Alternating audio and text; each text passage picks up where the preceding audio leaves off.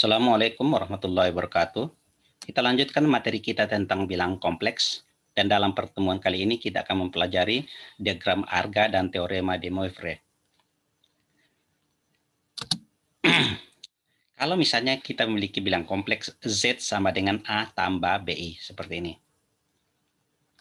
Maka ketika membuat bilang diagram argannya adalah kita buat dalam arah X, dalam arah Y.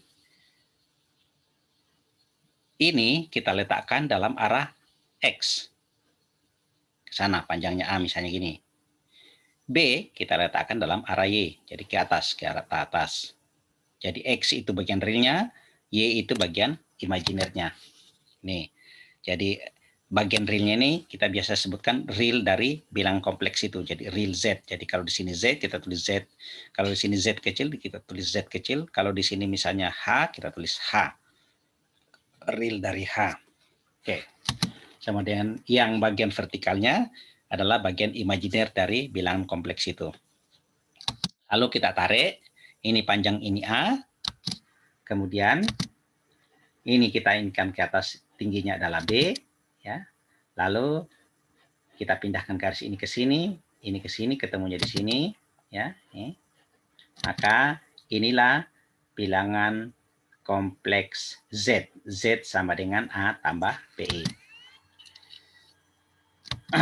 Kemudian ini adalah titik akhirnya. Sudut yang dibentuk oleh bilangan kompleks ini, ya, sudutnya kita sebutlah dengan theta. Kemudian panjang ini kita sebut dengan besar bilangan kompleks atau Z, ya.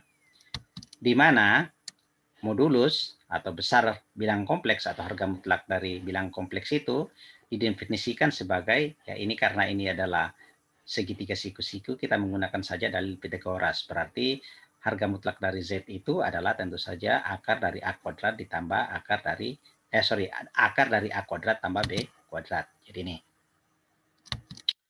Sebentar sudut yang dibentuk oleh bilangan kompleks ini kita sebut dengan argumen atau amplitudo atau fase dari bilangan kompleks Z. Ya, kita lihat ya, kita pakai tangen aja. Jadi tangen ini tingginya B per A, atau theta sama dengan tangen pangkat min 1 atau arcus tangen dari B per A. Ini kita bisa menggunakan kalkulator. Kemudian dari gambar kita bisa mengatakan bahwa ini A sama dengan Z cos theta. Dari mana datangnya ini? Maksudnya begini. Kalau saya tinjau, ingat ini panjang ini adalah A. Jadi ini panjang ini adalah A. Tinggi ini adalah B. Maka kalau saya tulis cos theta, jadi cos theta itu sama dengan A dibagi R. R itu adalah Z cos harga mutlak Z. Atau kalau ditulis A sama dengan R cos theta seperti yang ada di sini. Ya. Kemudian dengan cara yang sama, sinus theta sama dengan B per R atau B sama dengan R sinus theta. Kemudian Z sama dengan A tambah BI. Jadi kalau saya gantikan A itu adalah R cos theta, kemudian B saya gantikan dengan R sin theta, maka kita dapatkan seperti ini. Ya, mengganggu saja ini ya. Saya hapus dulu. Sorry. Nih, biar bisa kelihatan. Oke. Kemudian ini dia R cos theta tambah R sin theta, atau R dalam kurung cos theta ditambah I sin theta. Ya. Cos theta tambah I sin theta didefinisikan sebagai cis theta. Atau cos theta ditambah I sin theta didefinisikan sebagai E pangkat I theta. Ya. Ini. Nah, jadi ada beberapa istilah-istilah. Jadi cos theta tambah I sin theta itu bisa disebut cis theta. Cuma sekarang ini jarang sekali digunakan yang cis ini. Nah, atau cos theta tambah I sin theta itu didefinisikan sebagai E pangkat I theta. Nah, ini dia. Ini saya ekstrak tadi I theta sama dengan cos theta tambah I sin theta. Ya. Nah, yang ini lebih dikenal dengan persamaan Euler. Ya, E pangkat I theta cos theta tambah I sin theta sama dengan itu adalah persamaan Euler. Kemudian Z sama dengan R cos theta tambah I sin theta. Ini yang kita sebut dengan bentuk polar dari bilangan kompleks Z. Jadi kalau ini adalah bentuk standarnya, maka ini adalah bentuk polar dari bilangan kompleks Z.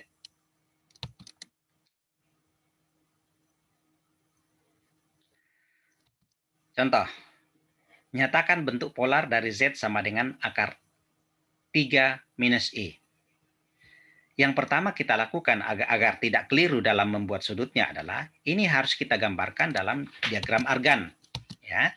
Jadi buat dalam diagram argan. Ini bagian realnya atau dalam arah sumbu X. Jadi kita buat ke sini sepanjang ini akar 3. Kemudian bagian imajinernya adalah minus 1, berarti ke bawah. Ini dia. Sehingga kalau kita tarik garis, maka posisinya di sini. Nah, perhatikan, berarti kita sekarang berada dalam kuadran keempat. Ya, kuadran keempat. Kuadran keempat itu sudutnya antara 270 sampai 360 derajat. Nah, oleh karena itu, berdasarkan gambar yang ada sekarang, kita carilah harga mutlak dari Z. Kalau harga mutlak tidak ada masalah, ya. Jadi tinggal akar 3 kuadrat ditambah 1 kuadrat. Ini dia. Hasilnya adalah 2. Ini namanya harga mutlak ya. Harga mutlak ini tidak mungkin negatif, ya. Kemudian sudut, ya, sudutnya, ya. Kalau kita pakai kalkulator, hati-hati, mungkin nongolnya tidak 330 derajat, ya. Dia paling nongol minus berapa derajat itu ya, saya tidak tahu, saya tidak pakai kalkulator. Tapi karena ini ya 30 derajat kalau nggak salah ya, nongolnya minus 30. Tapi karena ini di kuadran keempat, maka sudutnya adalah 330 derajat. Ya, harus hati-hati ketika mencari sudutnya. Kemudian bentuk polarnya, ingat bentuk polarnya tadi Z sama dengan R dalam kurung cos sekian tambah I sin sekian. Berarti R-nya kita masukkan. Berarti Z sama dengan 2 cos 330 tambah I sin 330. Oke.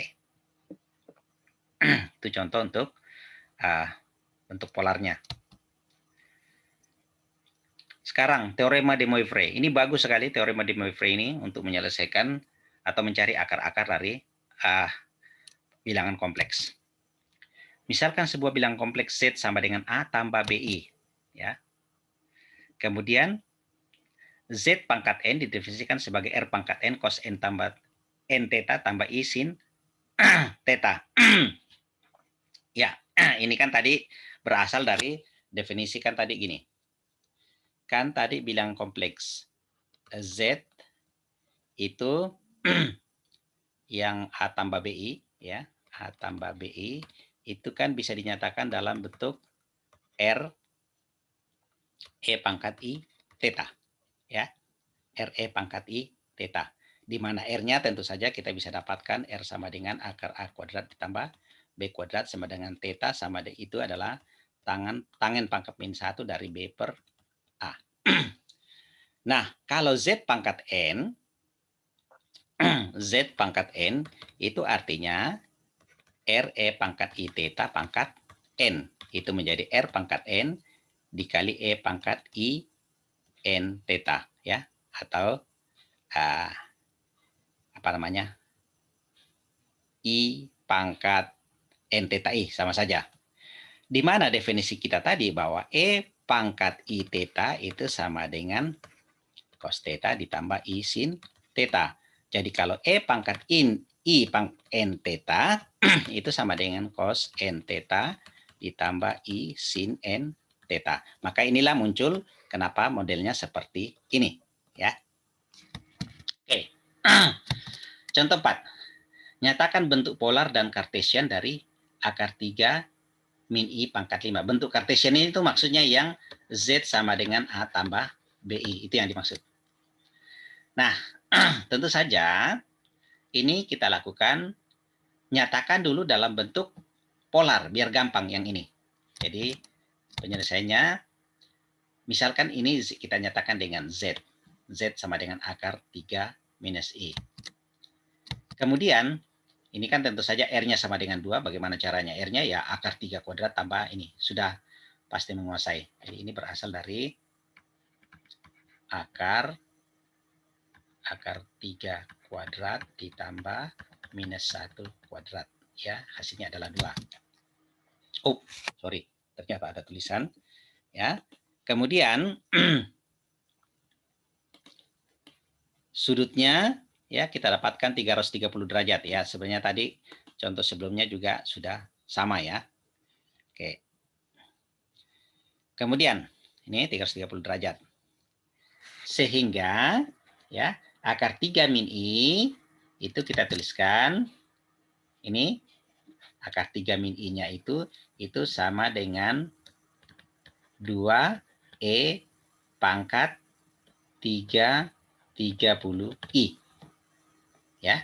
Sehingga ketika akar 3 min I pangkat 5 itu saya tuliskan menjadi 2 dikali E pangkat 30 I itu di pangkat 5. Sehingga ini menjadi, ini pangkat sendiri, 2 pangkat 5. Kemudian ini kita pangkatkan sendiri.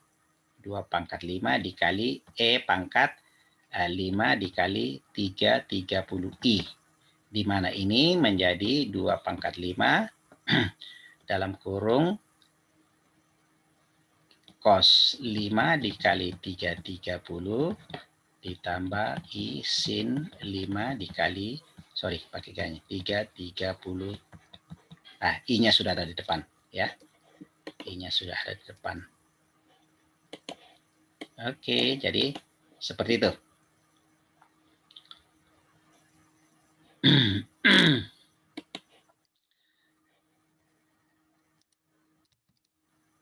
Jadi ini kalau dikalikan 5330 itu 1650 ya. Ini saya hapus kembali ya. Sorry menghalangi selalu. Jadi kita kalikan 5 kali 330 itu kita dapatkan 1650.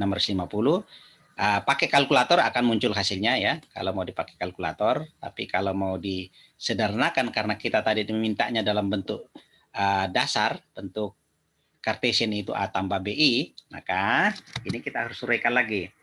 Bagaimana caranya 210 ini? Ya, caranya adalah pertama 1650 itu kita bagi dengan 360. Jadi, sorry saya carikan dulu kalkulator. Ini.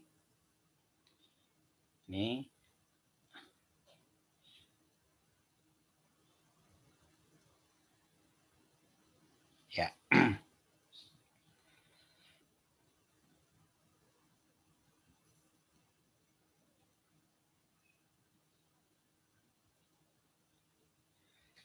Jadi perhatikan ya. Caranya untuk mendapatkan 1650 itu adalah begini. Mendapatkan 210 maksud saya. Saya pakai pointer pen. Jadi cos 1650. Saya ekstrak yang 1650-nya saja dulu. Caranya adalah pertama 1650 ini saya bagi dengan 360. Nah, gunakan kalkulator Anda ya. Jadi 1650 dibagi 360 ya. Hasilnya di situ kan 4, berapa ya. Di sini hasilnya 4,5833 dan seterusnya. Kalkulatornya jangan dikeluar, langsung dikurang ya, langsung dikurang dengan berapapun angka bulat di depan ini asalkan bukan 0. Langsung dikurangkan dengan angka di depannya ya. Langsung kurangkan dengan angka di depannya. Nih. Kemudian hasilnya itu ya, tentu saja hasilnya nanti di sini adalah 0,5833 dan seterusnya ya. Itu langsung kalikan lagi dengan 360 ya. Kalikan dengan 360. Maka nanti akan dapatkan hasilnya adalah 210 ya. Nanti Anda silahkan coba sendiri. Sehingga dengan demikian ya, ini adalah bentuk polarnya ya, ini 32 cos ini. Sementara bentuk kartesiannya ya tinggal kalikan Cos 210 itu berapa? Ya. Cos 210. 210 itu berada di kuadran kuadran ketiga, ya. Kuadran ketiga. 210 itu berarti 30 derajat. Nah, berarti di sini hasilnya ini kita kalikan cos 203 ini. Jadi sorry, saya tulis begini dulu. Sama dengan 32 dalam kurung cos 210 itu adalah min cos 30 min 1/2 akar 3, ya. Sin 30 itu adalah 1/2 i. Minus ya, sin tang, berarti di sini minus juga, minus ya, minus ya. Oke. Nah, minus saya keluarkan, setengahnya juga saya keluarkan, tinggal minus 16 dalam kurung akar 3 plus i. Ya. Jadi cukup sekian sekira pertemuan kita kali ini, ya. Masih kita akan lanjutkan lagi dengan masih tentang bilangan kompleks, mencari akar-akar bilangan kompleks. Demikian pertemuan kita kali ini. Sekian. Assalamualaikum warahmatullahi wabarakatuh.